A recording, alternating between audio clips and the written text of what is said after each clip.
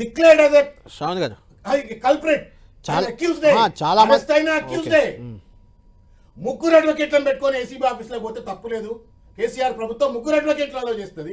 రేవంత్ రెడ్డి ప్రభుత్వం ఒక్క అడ్వకేట్ కూడా అలో చేయకపోతే హైకోర్టుకు పోయి కేసు అడ్వకేట్ పెట్టుకోండి అని చెప్పించుకోవాల్సిన పరిస్థితి ఏంటండి? ఏం హెరాస్మెంట్ అండి ఇది? నాకు అర్థం కాదు.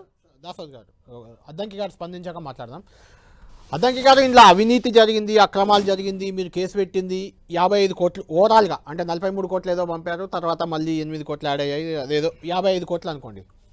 కానీ శ్రావణ్ గారు చెప్తుంది మీరు ఈ ఫార్ములా రేసును రద్దు చేయడం వల్ల తెలంగాణకు అపార నష్టం జరిగింది, వందలాది ఉద్యోగాలు పోయాయి, మ్యానుఫ్యాక్చరింగ్ సెక్టర్ వచ్చేది పోయింది, తెలంగాణకు చాలా ఆపర్చునిటీస్ కోల్పోయింది. అంటే 55 కోట్ల ముందు ఒకవేళ నిజంగా 55 కోట్ల అవినీతి జరిగినా మీరు చేసిన పని అంతకు పదింతలు అనేది మీకు దండం పెడతా. ఎందుకంటే ట్రూత్ గా మాట్లాడుకున్నాం.